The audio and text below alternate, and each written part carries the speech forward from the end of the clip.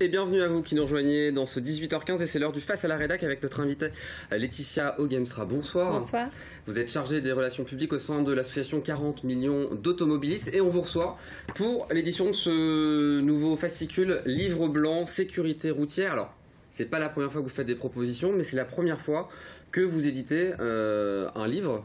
Pourquoi cette édition aujourd'hui, à cette rentrée 2017 ? Alors à l'occasion tout simplement de l'annonce de M. Macron de proposer un nouveau plan sur son quinquennat de sécurité routière pour améliorer la sécurité routière, nous avons fait nos propositions au nouveau gouvernement en espérant que cette fois-ci, il nous écoute. Avec toujours, j'allais dire, l'ADN de 40 millions d'automobilistes. Dans l'avant-propos, il est indiqué par alors, vos présidents et vice-présidents, je crois, que la sécurité routière est prisonnière d'un modèle trop lié à la rentabilité des radars. Est-ce que vous êtes anti-radar, tout simplement? Non, nous ne sommes pas anti-radar. Mais par contre, on constate depuis 3 ans, malheureusement, une hausse de la mortalité après des années de baisse. Alors que depuis 3 ans, les radars augmentent toujours chaque année de plus en plus. Donc on part du constat évident qu'aujourd'hui, ce n'est pas la solution pour baisser la mortalité sur la route. C'est pour ça que nous faisons des propositions beaucoup plus réalistes, qui vont vraiment dans le sens, selon nous, de la baisse de la mortalité. Pour nous, les radars, effectivement, par conséquent, ce ne sont que des radars pour engendrer des recettes pour l'État. Donc ces radars, on les laisse ou on les supprime? On n'en met plus de nouveaux. On arrête un statu quo sur un moratoire sur les radars. Enlever, on peut après, il y a certains radars qui pourraient être enlevés pour être remplacés par des radars tronçons par exemple, qui vont calculer une vitesse moyenne. On trouve que ça c'est plus sensé que de prendre une infraction à un moment T, parce que si vous êtes en train de dépasser un véhicule par exemple, vous n'avez pas vu qu'il y avait un changement de vitesse ou parce que vous êtes en dépassement, vous êtes un petit peu au-dessus de la vitesse, c'est pas très juste d'être pris à ce moment-là. C'est un petit excès de vitesse. Le radar de moins piège de 20. globalement. Il y en a. On avait fait une action sur Raconte-moi ton radar qui dénonçait quand même certains radars pièges. Il y en a. Donc ceux-là, effectivement, ça serait bon aussi de les enlever. Un radar piège, c'est un radar où il n'y a pas d'accidentalité. Mais par contre, où on sait très bien que les automobilistes vont facilement aller à une vitesse excessive. Et là où il n'y a pas d'accidentalité probable, ceux-là, ils pourraient être enlevés. Alors on va parler de ces propositions concrètes, de bon sens comme la plupart, comme l'éthylotest anti-démarrage pour conducteurs déjà condamnés. Oui, alors ça c'est une loi qui existe depuis 2011, qui n'est pas encore beaucoup appliquée parce que les juges n'en ont pas les moyens, parce qu'il faut que les garages aient une formation pour pouvoir installer l'éthylotest, parce que c'est aussi, ça coûte assez cher pour l'automobiliste à la mettre en place. Cependant, il y a 3 départements qui l'ont mis en test depuis 2016, la Drôme, le Nord et puis la Marne.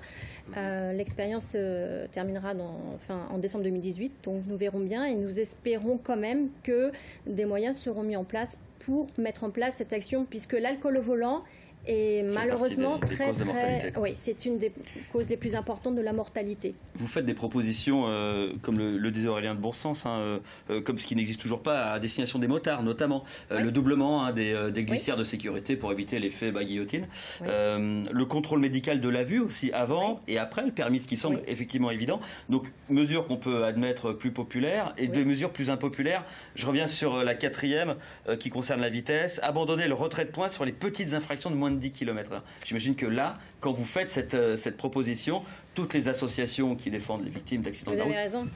C'est compliqué pour eux à entendre ça, mais nous sommes le seul pays en Europe où il y a un permis à points, à sanctionner les automobilistes par un retrait de points pour les petits excès de moins de 10 km/h.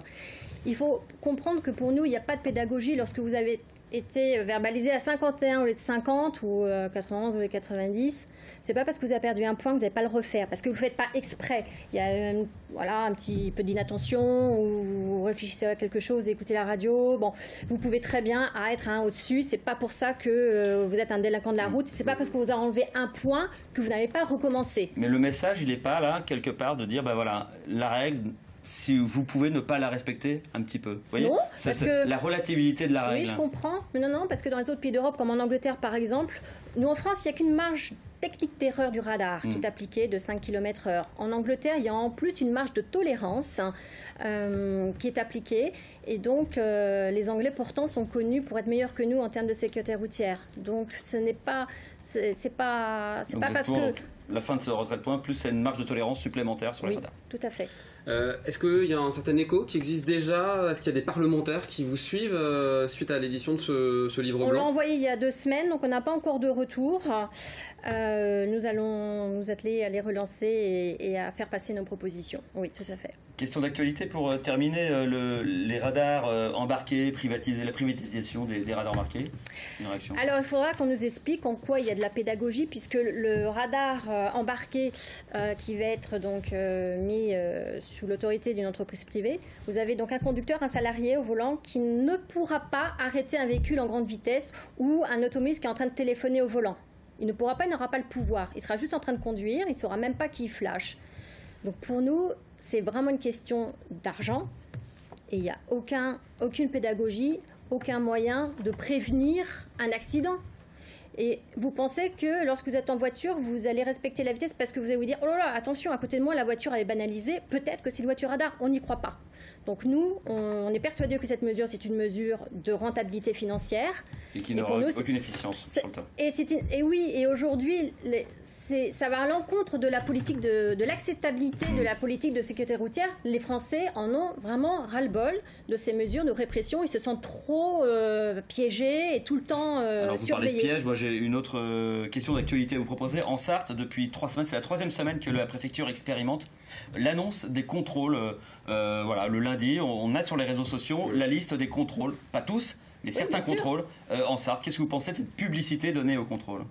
C'est une bonne chose parce que ça fait passer le message de la prévention, de l'information. Si à un endroit T, il y a un danger, il faut informer les automobilistes. Si vous ne les informez pas de ce danger et que vous les flashez, quel est le but? Gagner de l'argent sur le dos de l'automobiliste. S'il y a un vrai danger, il faut les informer, soit par un panneau, soit par cette initiative sur Facebook, c'est parfait. Merci Laetitia Guenstra d'avoir été notre invitée sur le plateau. C'est la fin de ce Face à la Rédac.